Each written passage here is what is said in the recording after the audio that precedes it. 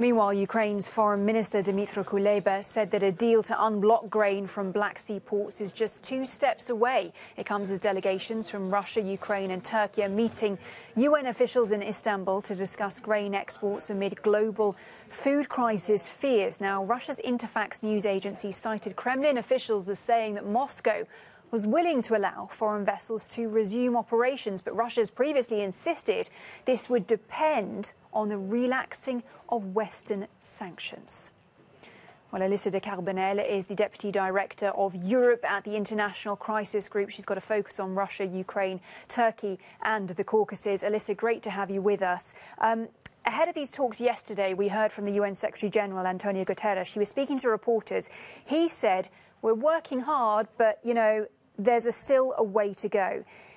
Is that a diplomatic way of saying, essentially, this grain isn't going to get out of those Black Sea ports anytime soon?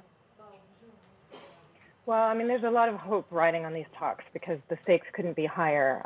A failure could really intensify the food crisis that's already been felt across the world.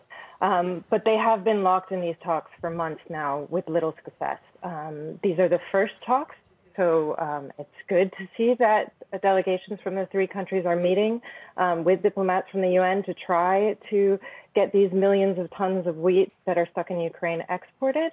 But as you say, the UN chief has played down the idea of a breakthrough today because, quite frankly, the plan which is under discussion would require a tremendous level of trust between Ukraine and Russia, which isn't there at the moment.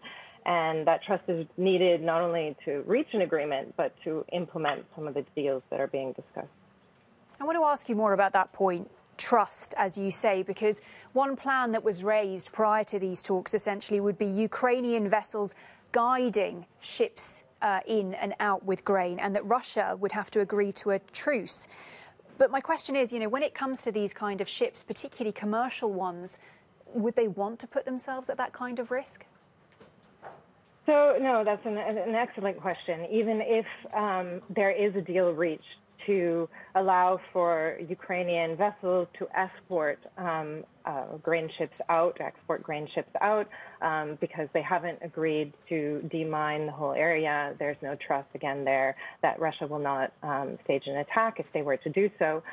There are huge issues over insurance, over what kind of companies would be able to work in that kind of environment. And then there are also questions over who would check the vessels. One of the sticking points in discussions, as I understand it, is a desire by Russia to also be able to check the vessels that are going in and out when Turkey has offered to do so. So all of these questions are incredibly complicated at a time when the fighting is raging and there's a blame game going back and forth over who is to blame for the food crisis in the world at the moment. As you say, it is just all so delicate right now, but I do want to ask a question as well about Turkey's role here in brokering, because we do know that Erdogan is set to meet with President Putin soon. And so I think there do have to be questions here about its ability to mediate and what can we expect? What do you think about that?